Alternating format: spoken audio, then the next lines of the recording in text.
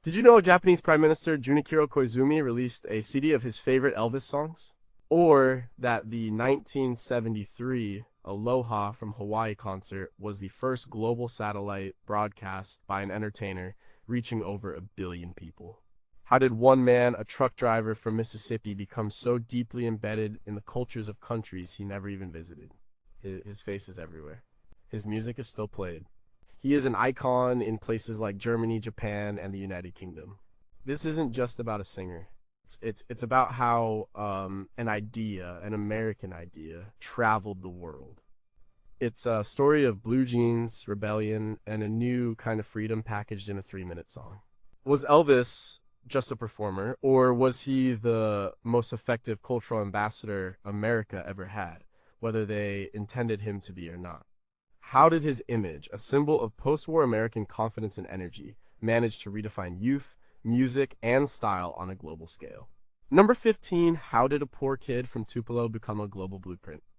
It all started in a two-room house in Tupelo, Mississippi. Elvis Aaron Presley was born there on January 8th, 1935. His family was poor. They moved to Memphis, Tennessee when he was 13. He was a shy kid. He worked as a truck driver. This origin story is crucial. It's the American dream in its purest form. A person can come from nothing and become a king. This narrative was incredibly powerful in a post-World War II world, where countries were rebuilding. People were looking for hope. America was selling a vision of prosperity and opportunity. Elvis was the living, breathing advertisement for that vision. His background made him relatable. He wasn't born into Hollywood royalty. He didn't come from New York money. He was one of them. This was a key part of his initial appeal in America, and it translated surprisingly well overseas. The British working class, for example, saw in Elvis a reflection of their own aspirations. Author Peter Guralnick, in his definitive biography, Last Train to Memphis, emphasizes how grounded Elvis was in his southern working class roots. This wasn't a manufactured persona at the start. It was real. The food he ate, the way he spoke, his deep love for his mother, Gladys. All of it was authentic. This authenticity was packaged and sold by a master promoter, Colonel Tom Parker. Tom Parker understood that Elvis was more than a singer. He was a product, a brand. Your Parker's strategy, as detailed in Alana Nash's book, The Colonel, was to control the image completely. He limited press access. He crafted a narrative of a good, God-fearing boy who loved his mama. This clean-cut image often clashed with the rebellious nature of his performances, creating a fascinating and marketable paradox. He was both the boy next door and the dangerous rebel. This duality allowed different cultures to pick the version of Elvis they preferred. For conservative parents, he was the polite young man who served his country. For their kids, he was the symbol of everything they weren't supposed to be. This template of the relatable superstar became a blueprint for pop culture. Before Elvis, stars were often distant, elegant figures from a different world. Think of Frank Sinatra or Bing Crosby. Elvis brought stardom down to earth. He wore the clothes of a working man, jeans and t-shirts, and made them fashionable. He showed that popular culture could come from the streets, not just from elite studios. The world saw a new kind of American masculinity. It wasn't the stoic cowboy of John Wayne or the sophisticated gentleman of Cary Grant. It was raw, emotional, and a little bit dangerous. It was also deeply connected to a new economic reality. Post-war America was a consumer society. Teenagers, for the first time, had disposable income. They could buy records, they could buy clothes, they could buy movie tickets, and Elvis wasn't just selling music, he was selling a lifestyle of youthful independence and consumer power. This blueprint, the humble beginnings, the raw talent, the carefully managed image, and the connection to a new consumer culture was exported right along with his records. It showed the world not just what America sounded like, but how it dreamed. What do we still not know? If Elvis had come from a wealthy, connected family, would his story of rebellion and authenticity have had any global power at all? To what extent was the poor boy narrative heavily pushed by Colonel Parker, a calculated marketing tool rather than a simple fact of his life? If he had started his career in the internet age, would his raw, unpolished origin story have been dissected and demystified to the point where the myth could never have been built? Number 14, what made his music cross borders so easily? The sound was a bomb. Nothing had sounded like it before, not really. Sam Phillips, the founder of Sun Records in Memphis, famously said something like, "If I could find a white man who had the Negro sound and the Negro feel, I could make $1 billion." In July 1954, Elvis walked into his studio. He found him. The music Elvis created wasn't just one thing. That was its secret. It was a fusion. It was a cultural crossroads put onto a vinyl record. And because it wasn't purely one thing, it didn't belong to just one place. He took the raw emotional power of rhythm and blues, music created by black artists like Arthur Big Boy Crudup, whose song That's All Right became Elvis's first single. He blended it with the high, lonesome sound of country and western music, the music of white rural America. He loved Bill Monroe, the father of bluegrass. He turned Monroe's slow waltz, Blue Moon of Kentucky, into a frantic, upbeat rockabilly anthem for the B-side of his first record. Then, he added the spiritual fervor of the gospel music he grew up with, both black and white. And Greil Marcus, in his book Mystery Train, calls this fusion a new language that dissolved the lines between them. This new sound, which would be called rock and roll, was a perfect vehicle for globalization. It was simple in its structure, often following a basic 12-bar blues pattern. It was driven by a strong, infectious beat you could dance to. The lyrics were about universal teenage concerns, love, heartbreak, cars, and freedom from parental rules. These themes were not unique to American teenagers. Young people in London, Tokyo, or Hamburg felt the same things. Elvis gave them a soundtrack for those feelings. The technology of the time was also a key factor. The 45 RPM single was cheap, durable, and easy to distribute. It was a small, accessible piece of American culture that could be shipped around the world. The rise of the transistor radio meant that teenagers could listen to this music in their own private spaces, away from their parents. It was their music. Radio stations like Radio Luxembourg broadcast American pop music across Europe, bypassing state-controlled channels and beaming Elvis directly into the ears of a generation. This music wasn't just heard, it was felt. It represented a break from the past. The pre-war generation listened to big bands and crooners. It was polite music. Elvis's music was loud, energetic, and explicitly physical. It was music from the hips down, as the old saying goes. For a world recovering from the trauma and conformity of war, this sound was an explosion of life and individualism. It was a sound of peace and prosperity, the sound of a confident, youthful America that had money to spend and energy to burn. It didn't need to be translated. The beat was the message. What do we still not know? Without the specific cultural melting pot of Memphis in the 1950s, could the sound of rock and roll have been born anywhere else in the world? How much of the music's global appeal was due to its genuine artistic merit versus the simple novelty of it being so different from anything else available at the time? If black artists like Chuck Berry or Little Richard had been given the same massive promotional push as Elvis, would the global face of rock and roll and American culture be completely different today? His number 13 was his style more important than his music? You could recognize him from a mile away. The hair was a sculpture, the sideburns were a statement. The clothes were a rebellion. In the 1950s, men wore suits. Their hair was short and neat. Elvis Presley showed up looking like he was from another planet, and the world's youth wanted to move to that planet. His style was a weapon against conformity. It was as powerful and maybe even more immediate than his music. You didn't understand English to understand a leather jacket. In the early days, it was the bright, flashy clothes from Lansky Bros on Beale Street in Memphis. He wore pink and black, a color combination that was shocking at the time. This was the peacock look. It was flamboyant and confident. It defied the gray, conservative post-war world. Young men started to imitate it. The ducktail hairstyle, which took a lot of grease and a lot of time, became a symbol of a new kind of masculinity. It wasn't about being a responsible man in a suit. It was about being a cool individual. Then came the uniform of the rebel blue jeans and a leather jacket. This look was already simmering in American culture thanks to actors like Marlon Brando in The Wild One, 1953, and James Dean in Rebel Without a Cause, 1955. But Elvis took it mainstream. He put it on stage. He put it on television. He made it accessible to millions.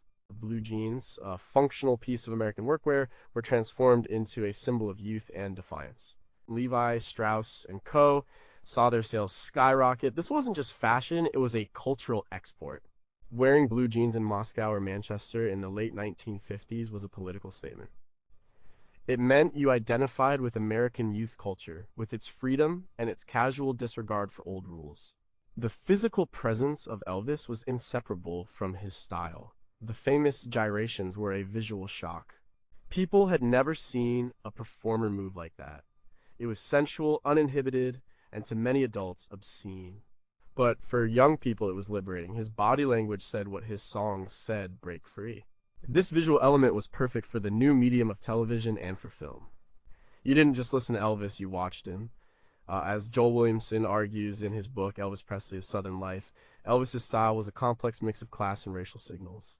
He borrowed the flashy style of black performers on Beale Street and combined it with the swagger of a working-class Southern boy. This hybrid style, like his music, was something new.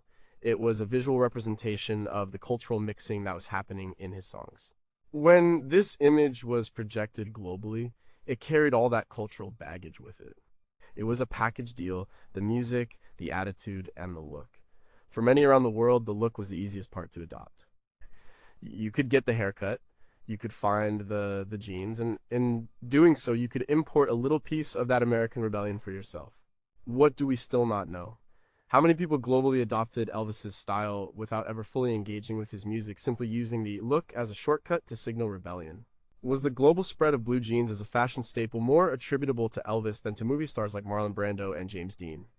If Elvis had dressed conservatively in suits and ties like other singers of his era, could his music alone have ignited the same level of global youth mania? Number 12.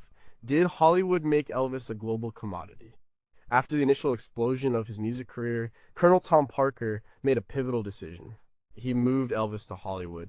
Between 1956 and 1969, Elvis Presley starred in 31 feature films. The critics mostly hated them. The plots were flimsy. The songs were often forgettable. But the movies were a massive financial success.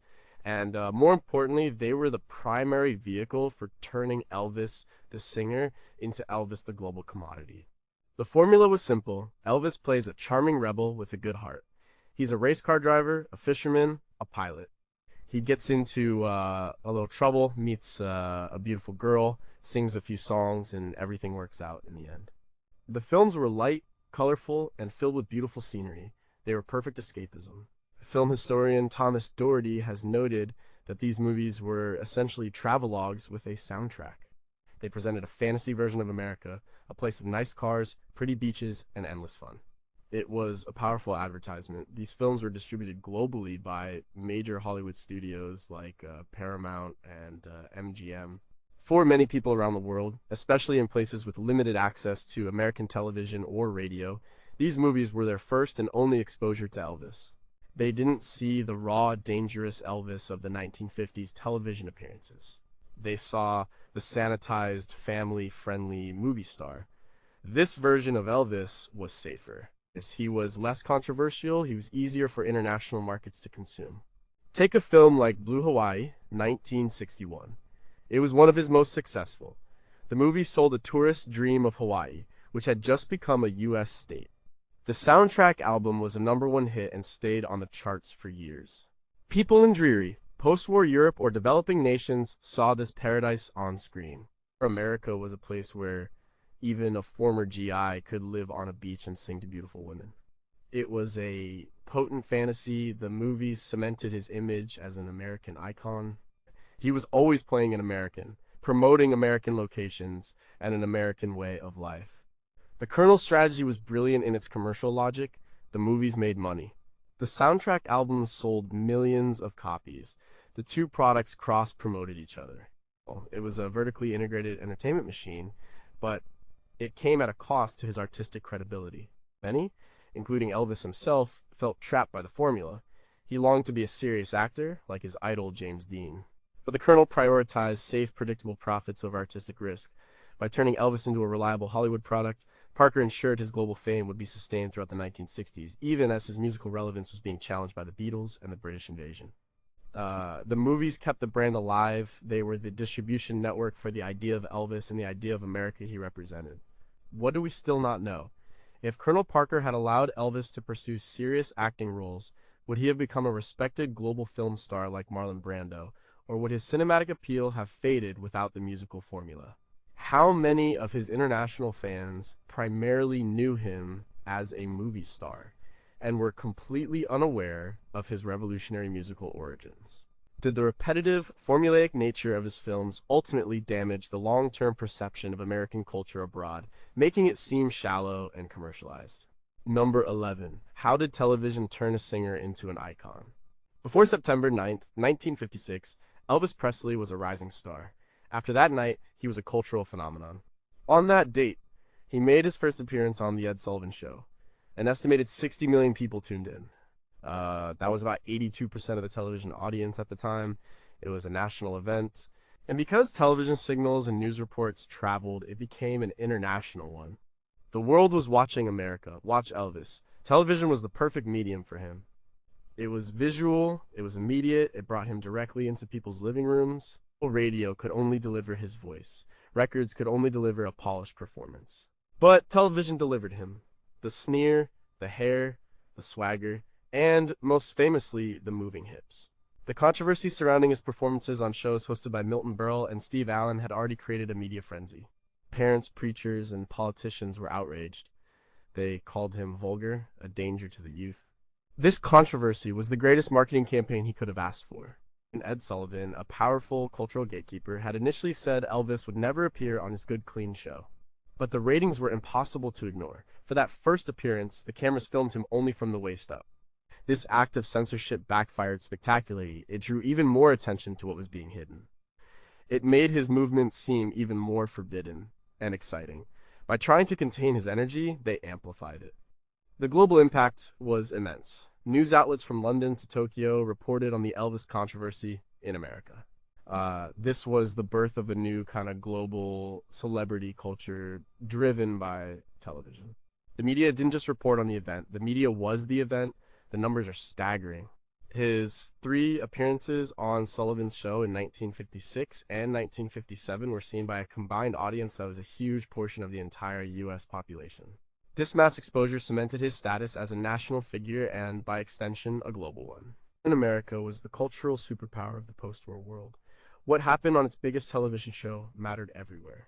As documented by researchers like Carol Ann Marling in As Seen on TV, the visual culture of everyday life in the 1950s, television was creating a shared national and increasingly global experience. For the first time, millions of people could see and hear the same thing at the same time. Elvis mastered this new medium. He understood the power of a look, a gesture. He created a visual language of rebellion that needed no translation. The grainy black and white images broadcast from a New York studio defined what rock and roll looked like for the entire world. He wasn't just a singer on TV, he was the lightning bolt of a new cultural era delivered by satellite. What do we still not know? If television had not existed in the 1950s, could Elvis have achieved the same level of global superstardom through radio and film alone? How much of the international moral panic surrounding Elvis was a genuine reaction to his performance versus a calculated imitation of the American media controversy? In today's saturated media landscape, could a single television performance ever have the power to create a global icon in the way the Ed Sullivan Show did for Elvis? Number 10. Why were governments so afraid of a gyrating pelvis? It seems almost funny now. A man dancing on stage caused a moral panic that reached the highest levels of government around the world. But in the 1950s and 60s, Elvis Presley was seen as a genuine threat to social order. His music and his movements represented a powerful force of rebellion, and authorities, from local school boards to communist dictatorships, were terrified of it. In America, the backlash was swift. Preachers gave sermons condemning him. They called his music the devil's music. Local authorities in some cities banned his concerts. The establishment saw him as a symbol of juvenile delinquency. He was breaking down the barriers between a well-behaved adult world and a wild, unrestrained youth culture. He was also, and this is crucial, breaking down racial barriers. He was a white kid singing and moving like a black performer. This mixing of cultures was deeply threatening to the segregated society of 1950s America. This fear was exported right along with his records. In Canada, the Catholic Church denounced his performances as a pagan display of primitive passion. In Mexico, his films were sometimes banned or heavily censored after riots broke out at theaters showing his movies. But the most extreme reactions came from behind the Iron Curtain. To the Soviet Union and its satellite states, Elvis was the ultimate symbol of Western decadence. He represented everything communism was supposed to be against: individualism, consumerism, and a lack of discipline. According to the book Rocking the State by Sabrina P. Ramet, rock and roll music was seen as a form of ideological sabotage by the Kremlin. Elvis's music was banned from state-run radio stations. Owning his records could get you in trouble with the authorities. But the bans only made him more desirable. A black market for Western records thrived. Listening to a smuggled Elvis single was an act of political defiance.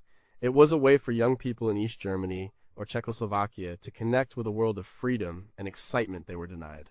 The gyrating pelvis wasn't just a dance move, it was a symbol of personal liberty against the rigid control of the state. The fear was that this cultural import would lead to a rejection of traditional values and ultimately political authority. And in some ways, the governments were right to be scared. The culture that Elvis spearheaded, a culture based on youth identity, personal expression, and a healthy skepticism of authority, did play a role in chipping away at the foundations of conformist and authoritarian societies. It gave young people a shared identity that transcended national borders and political ideologies. They might be American, British, or German, but they were all part of the global rock and roll generation.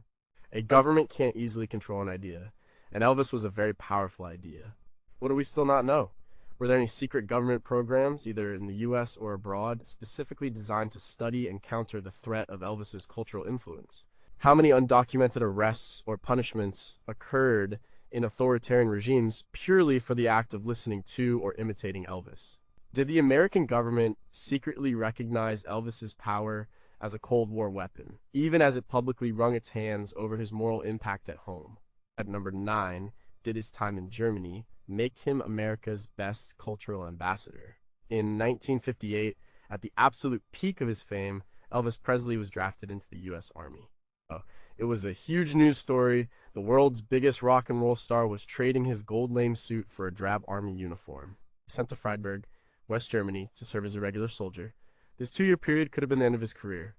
Instead, it transformed his image and solidified his status as a global ambassador for a certain kind of America. His military service was a public relations masterpiece expertly managed by Colonel Parker. Elvis could have served in a special entertainment unit, but he chose to be a regular GI. He got the same haircut, he did the same duties, he lived in the same barracks, at least initially.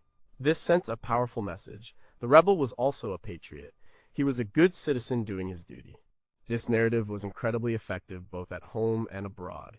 It softened his dangerous image. It made him acceptable to the parents who had previously condemned him. In Germany, he was a walking, talking symbol of the American presence in Europe during the Cold War. West Germany was on the front line against the Soviet Union. The U.S. Army was there to protect them. And here was their most famous citizen living among them. He was accessible. He would sign autographs for local fans. The German media followed his every move. His presence made the American military occupation feel a little less like an occupation and a little more like a cultural exchange. He was also a consumer. He lived off base for much of his time there. He bought cars. He threw parties. He was living the life of a wealthy American, and the Germans saw it up close. This was a powerful display of the prosperity of the American system, a stark contrast to the gray conformity of East Germany, just a short distance away. As recounted in memoirs from people who knew him there, he also discovered the German music scene and was exposed to a wider range of European culture. More importantly, his music continued to spread. While he was in the army, his record company kept releasing songs he had recorded before he left.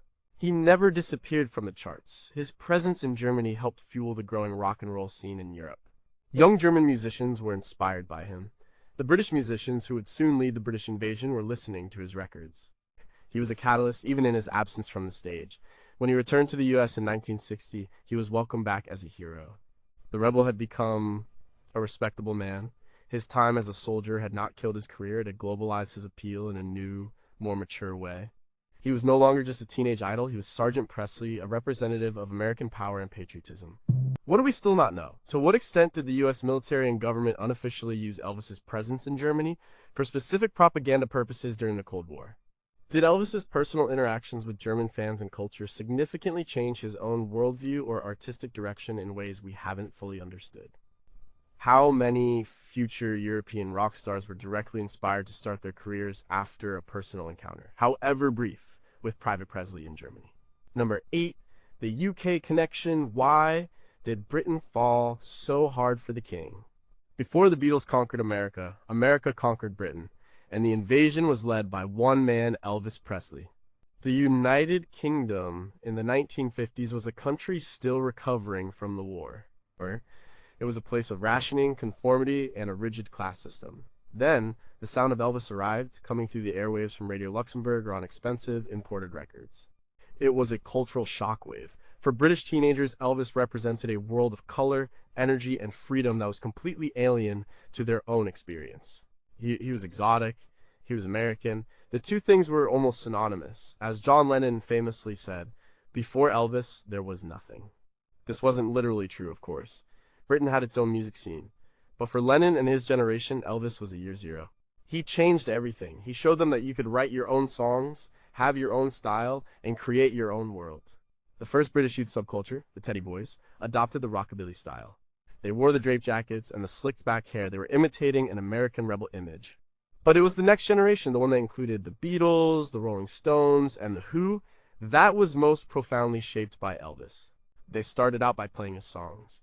In his book, Revolution in the Head, Ian MacDonald details how early Beatles setlists were filled with covers of American rock and roll artists, with Elvis being a primary source. They studied his vocal phrasing, his attitude, his chord structures. He was their teacher. Interestingly, Elvis never performed in the UK. Colonel Parker's mysterious past and his lack of a U.S. passport meant he never allowed Elvis to tour internationally, except for a few concerts in Canada in 1957. This absence only increased his mythical status. He was a god-like figure, only seen in films or on the covers of records. This scarcity made him even more valuable. Fans created a vibrant culture around him. Fan clubs were huge, magazines were dedicated to him. The British music press, like the Enemy New Musical Express, covered his every move. The influence wasn't just musical, it was a complete cultural package. Elvis helped to popularize American slang, American fashion blue jeans, and American consumer goods. He was the spearhead of a broader process of Americanization. But the British didn't just passively consume this culture. They took it, reshaped it, and sold it back to the world. The British invasion of the mid-1960s was, in essence, a group of British artists who had been inspired by first-wave American rock and roll, particularly Elvis, creating their own version and exporting it globally, including back to America. It was a transatlantic conversation started by a voice from Memphis. The British love for Elvis was so profound because he offered an escape and an inspiration. He gave them the tools to build their own cultural revolution. What do we still not know? If Colonel Parker had allowed Elvis to tour the UK in the late 1950s or early 1960s, would his physical presence have shattered his mythic status and lessened his influence on the nascent British rock scene? How different would the sound of the Beatles or the Rolling Stones have been if they had not had Elvis's musical template to build upon or react against? Was the British government ever concerned about the Americanization of its youth through figures like Elvis? And did they consider any cultural protectionist measures? Number 7, the Japanese obsession. How did Elvis conquer a culture so different from his own? After World War II, Japan was a nation in transition. It was under American occupation. It was rebuilding its cities and its identity, and into this environment came American culture. It arrived with the GIs, on the radio of the Far East Network, and in the movies. For many young Japanese people, American culture represented the future. It was modern, exciting, and democratic.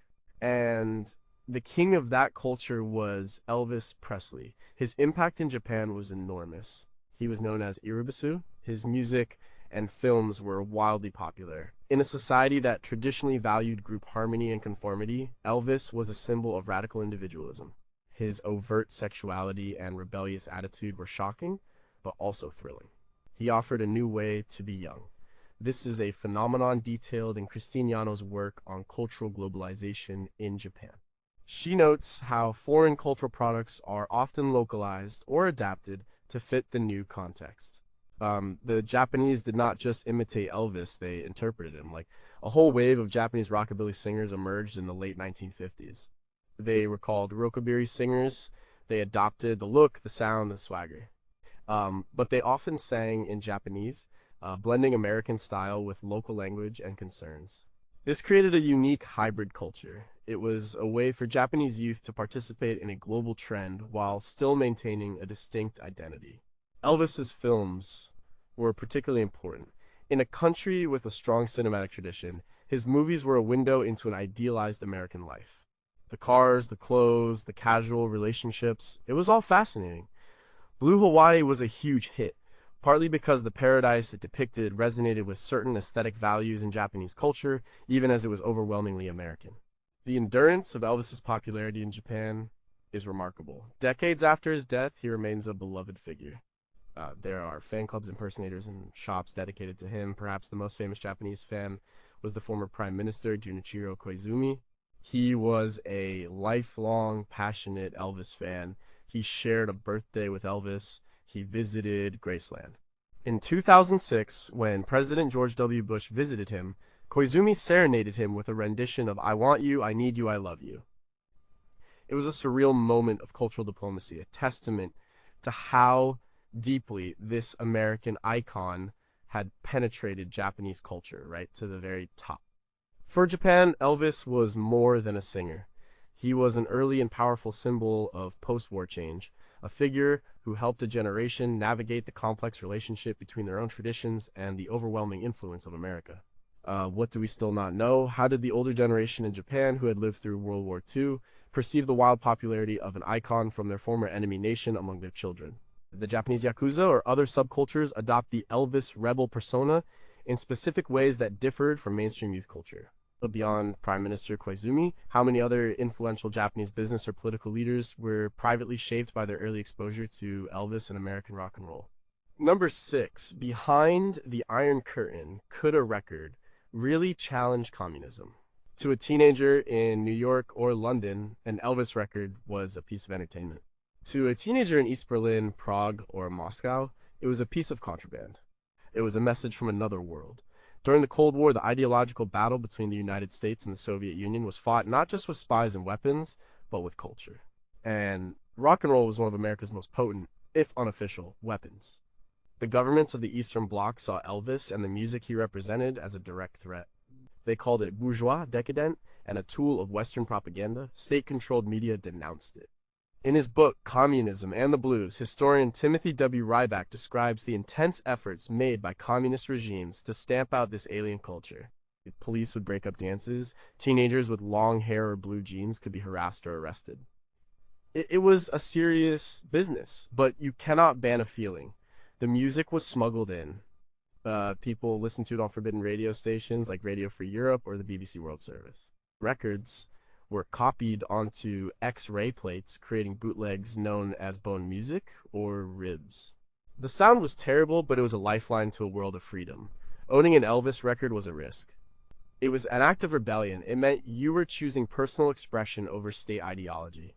The appeal was obvious. The music was energetic and emotional, a stark contrast to the dreary, patriotic songs promoted by the state. The style, the jeans, the leather, the hair was a uniform of nonconformity. In a society that demanded collective obedience, being an individual was a radical act, and Elvis provided the blueprint for how to do it. Groups of young people who modeled themselves on Western youth, known as Styliagi in the Soviet Union, were often fans of rock and roll. They were seen as social delinquents by the authorities. Did a record really challenge communism? On its own, no. But it was part of a larger cultural phenomenon that slowly eroded the state's monopoly on information and identity. It created a generation of young people who felt more connected to their peers in the West than to the communist ideals of their parents. It fostered a sense of skepticism and a desire for more freedom. When the Berlin Wall finally fell in 1989, it was brought down by people who had grown up listening to Western rock and roll. They had been given a glimpse of another way of life, and they wanted it. Elvis didn't tear down the wall, but his music and his image helped to drill some of the first cracks in its foundation. What do we still not know? Are there still undiscovered caches of Bone Music or other bootleg recordings in Eastern Europe that could tell us more about the secret life of rock and roll fans behind the Iron Curtain. How did intelligence agencies like the CIA or KGB actively track and attempt to manipulate the spread of rock music for their own purposes? When the Berlin Wall fell, how many people crossed over with the specific, long-held dream of finally being able to buy an official Elvis record? Number 5, the comeback. How did the '68 special globalize a fading star? By the mid-1960s, Elvis Presley was becoming a joke. The British invasion, led by the Beatles and the Rolling Stones, had made him seem old-fashioned. He was trapped in Hollywood, churning out a series of terrible movies with terrible soundtracks. The raw energy of the 1950s was gone. He was rich and famous, but he was no longer relevant. He was in danger of becoming a cultural artifact. Then came December 3rd, 1968. That night, NBC aired a 1-hour television special, originally titled Singer Presents Elvis, but now universally known as the '68 Comeback Special. It was a high-stakes gamble. If it failed, his career as a serious recording artist would be over. Instead, it was one of the most stunning triumphs in music history. It didn't just revive his career in America, it re-globalized him for a new generation. The special's producer, Steve Binder, pushed Elvis to ditch the bland, family-friendly Christmas theme the Colonel wanted. Binder wanted to remind the world who Elvis Presley was. The result was electrifying. The show featured big, choreographed production numbers, but its heart was the intimate, unplugged session. Elvis, dressed head to toe in black leather, sat on a small stage surrounded by his original band members, Scotty Moore and DJ Fontana. He was loose, funny, and dangerous. He snarled, he sweated, he looked incredible. He played his old hits with a passion and intensity that had been missing for years. This was not the silly movie character, this was the man who had invented rock and roll. The performance was a revelation. It was broadcast not just in the US, but around the world. International audiences, who had only known the blue Hawaii Elvis, were suddenly confronted with this raw, powerful performer. The black leather outfit became an instant icon, a symbol of his rebirth. It was a deliberate callback to his rebellious 1950s image, but updated for a more cynical and sophisticated era. The special was a massive rating success. The accompanying album went to the top of the charts. The single, If I Can Dream, a passionate plea for peace and understanding written for the show's finale, was his biggest hit in years. It showed he could be both a rebel and a man with a social conscience, connecting with the spirit of the late 1960s. The '68 special was a masterclass in rebranding. It reminded the world of his artistic legacy and proved he was still a vital contemporary artist. It allowed him to transition from being a nostalgia act to a current superstar, setting the stage for his final act, the Las Vegas years. For a global audience, it was like meeting him for the first time all over again. What do we still not know? What was the direct measurable impact of the '68 special on Elvis's record sales in specific international markets like the UK, Germany, and Japan in the year that followed? Were there any alternate versions of the special filmed or key decisions made by Steve Binder that would have completely changed its tone and potentially prevented its massive success? If the special had failed, would Elvis have retired from music and attempted to become a full-time, serious actor, as he had long desired? Number 4. The Vegas years. Did Las Vegas cheapen his legacy or cement it? In July 1969, fresh off the success of the comeback special, Elvis Presley began a new chapter of his career.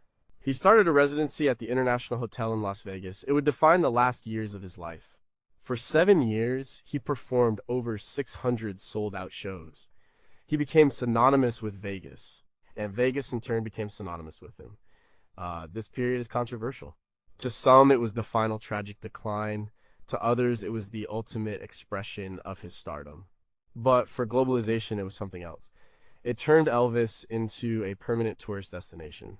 The image of this era is unforgettable. The flamboyant, jewel-studded jumpsuits, the big orchestra, the karate moves, the dramatic, operatic versions of his songs. This was not the raw rock and roller of the 1950s. This was Elvis the Entertainer, a larger-than-life spectacle. As described by author David Thompson in his analysis of American culture, this version of Elvis was pure showmanship. It was big, loud, and quintessentially American in its excess. Las Vegas in the 1970s was becoming a global tourist hub. Well, people came from all over the world to see the spectacle. And The biggest spectacle in town was Elvis. Seeing his show was a pilgrimage. It was a chance to be in the same room as a living legend. He wasn't just performing for Americans anymore, his audience was international. Japanese tour groups, wealthy Europeans, visitors from Latin America, because they all flocked to see the king. He didn't have to tour the world came to him. This era also produced one of the most significant events in broadcasting history. On January 14th, 1973, he performed the Aloha from Hawaii concert. It was broadcast live via satellite to countries in Asia and Australia, and then later to Europe and America. It was the first global satellite concert by a solo artist. The estimated audience was between 1 and 1.5 billion people. It was a staggering number, far more than the moon landing. The concert, documented in countless reports, was a global media event. Elvis, in his white American Eagle jumpsuit, was presenting himself not just as a national icon, but as a global one. So, did it cheapen him? Artistically, perhaps. The shows became repetitive. His health declined. He became a prisoner of the Vegas grind. He became a caricature of himself, the one that is most often imitated. But in terms of his global cultural footprint, the Vegas years were hugely important. They transformed him from a historical figure into a permanent living attraction. They created the enduring, iconic image of the jumpsuit-clad superstar that is instantly recognizable from Sao Paulo to Sydney. And Vegas didn't kill his legacy. It embalmed it in rhinestones and made it a permanent fixture on the global cultural map. What do we still not know? How much revenue did the city of Las Vegas and the state of Nevada generate directly from international tourism tied to Elvis's performances between 1969 and 1977? Were the famous jumpsuit designs intentionally created with an international non-English speaking audience in mind, relying on pure visual spectacle over lyrical substance? Did Elvis himself understand the global reach of his Vegas shows, or was he too isolated within his own world to grasp that he was performing for the entire planet? Number 3. The imitators are Elvis impersonators, a tribute or a parody. Elvis Presley died on August 16, 1977, but he didn't disappear. In fact, in a strange way, he multiplied. The phenomenon of the Elvis tribute artist, or ETA, is a unique and fascinating aspect of his global legacy. Like thousands of them. They exist in virtually every country on Earth. There are Japanese Elvises, Australian Elvises, Filipino Elvises, and Indian Elvises. There are Elvis competitions in seaside towns in Britain and in major arenas in the United States. What does this global army of impersonators mean? On one level, it is the ultimate tribute. It shows the deep personal connection that people feel to him. These are not just people singing karaoke. Many ETAs dedicate their lives to studying his voice, his movements, his style. They spend thousands of dollars on custom-made jumpsuits. For them, it is a way of keeping the memory and the music alive. It is a form of worship. In her book, Impersonating Elvis, Leslie Stern argues that these performers are not just copying, they are engaging in a form of ritual, channeling the spirit of an icon for a live audience. This phenomenon is also a powerful example of cultural globalization.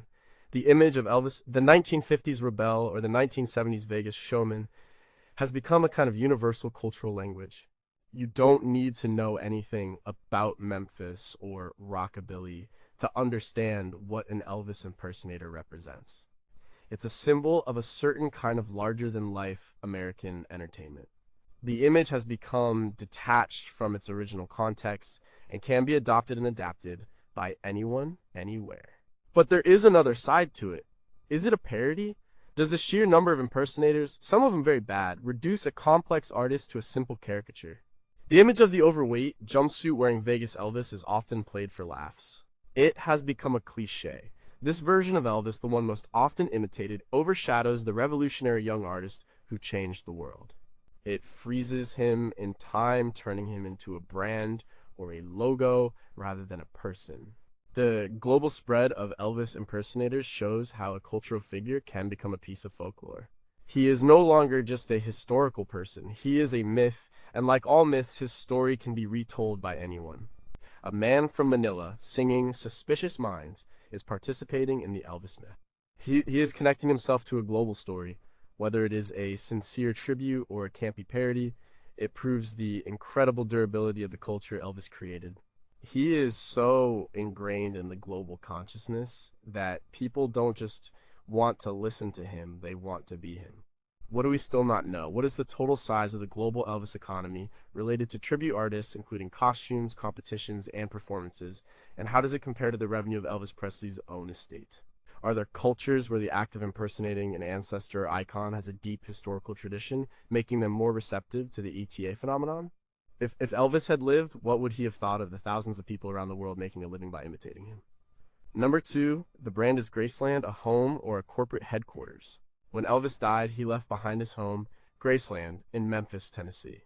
At the time, it was just a house, a very famous house, but a private residence. Today, it is one of the most visited homes in the world, second only to the White House in the United States. It is a pilgrimage site, it is a museum, and it is the headquarters of a multi-million-dollar global corporation, Elvis Presley Enterprises. The story of Graceland's transformation is the story of how a dead artist was turned into a permanent, profitable brand. After his death, the estate was facing financial trouble. His ex-wife, Priscilla Presley, made the crucial decision to open Graceland to the public in 1982. It was an immediate success. Fans from all over the world flocked to see the place where the king had lived. They wanted to see the Jungle Room. They wanted to see his gold records. They wanted to pay their respects at his grave in the meditation garden. This was the beginning of the commodification of his legacy. Elvis Presley Enterprises EPE took control. They trademarked his name and likeness. They began to license his image for use on everything from lunchboxes to slot machines. As Gilbert B. Rodman explains in his book Elvis After Elvis, the estate managed to turn nostalgia into a highly profitable business. They carefully control the image, emphasizing certain aspects of his life, his generosity, his patriotism, while downplaying others, his drug use, his decline in health. And Graceland is the physical center of this brand. The complex has expanded to include hotels, museums, and restaurants. It is a total immersion experience. You can eat his favorite food, stay in a hotel he designed, and see his cars and airplanes. It is a powerful example of cultural tourism. Each year, over 500,000 people visit. A significant number of these visitors are from outside the United States. They come from the UK, Japan, Germany, Australia. For them, a trip to Graceland is the ultimate expression of their fandom. It is a journey to the heart of the American culture that Elvis represents. Is it just a corporate headquarters? In many ways, yes. EPE is a sophisticated marketing organization. They manage a global brand with immense value, but it is also something more. For the fans who make the journey, it is a deeply emotional experience. It is a way to connect with a person who had a profound impact on their lives. Graceland succeeds because it manages to be both things at once, a sacred site and a commercial enterprise. It is the final and most enduring way that Elvis's version of American culture is packaged and sold to the world. You can literally buy a piece of the dream. What do we still not know? What percentage of the annual revenue for Elvis Presley Enterprises comes from international licensing deals versus domestic tourism to Graceland? How do the marketing strategies for the Elvis brand differ in various global regions, such as Asia versus Europe? If Graceland had been sold off and demolished after Elvis's death, would his global brand be as powerful and valuable as it is today, or was the physical pilgrimage site essential for its survival? Number one, does Elvis still matter in a world he never knew? He never sent an email. He never saw the internet. He never heard of a smartphone. Elvis Presley died in 1977. The world we live in today would be completely alien to him. And yet, he is still here. His music is streamed millions of times a year. His movies are still watched. Of a major Hollywood biopic about his life was a global box office success in 2022. So in a fragmented, digital, globalized world that he could not have imagined, does he still matter? The answer seems to be yes, but in a different way. He is no longer a contemporary artist. He is a foundation stone. He is part of the cultural DNA. Almost every modern pop star, from Bruno Mars to Harry Styles, owes something to Elvis. The idea of the solo male pop icon with a distinct style, a powerful voice, and a devoted fan base is a model that he created. He is the reference point. His globalization is now in a new phase. It is no longer about shipping records or broadcasting concerts. It is about his digital afterlife. His image is a meme. His songs are used in commercials, movies, and TV shows around the world. The film Lilo and Stitch introduced him to a new generation of children globally. The director of that film, Dean DeBlois, noted how Elvis's themes of being an outsider and creating a chosen family resonated with the story. He is a piece of cultural shorthand. A quick shot of a man in a white jumpsuit instantly communicates a whole set of ideas about America, entertainment, and fame. He also matters as a subject of continuous debate. The conversations about his legacy are more complex now. We talk about cultural appropriation, about his relationship with the black music he drew from. We examine his personal life, his struggles, and his flaws. This ongoing discussion, detailed in countless academic papers and articles, keeps him relevant. He is not a static figure in a museum. He is an active site of cultural argument. The world he helped create is a world connected by a shared popular culture, a world where a teenager in Tokyo can be a fan of a musician from Mississippi, is now the world we all live in. He was one of the first and most powerful engines of that change. He didn't just export American culture. He showed how a single cultural figure could become the property of the entire world. His influence is now so deeply embedded that we often don't even see it. It's in the way a singer holds a microphone, in the cut of a leather jacket, in the very idea that a song can change your life. He doesn't matter because he is on the charts. He matters because he helped build the stage that everyone else now performs on. What do we still not know? In a future dominated by AI-generated music and virtual influencers, will a human figure like Elvis, with all his flaws and charisma, become more or less valuable as a cultural touchstone? How will his legacy be interpreted by future generations in countries like China and India as they become dominant cultural exporters themselves? Is there a saturation point for a cultural icon? And if so, how close is Elvis to becoming so overexposed that he loses all meaning and simply becomes a decorative pattern?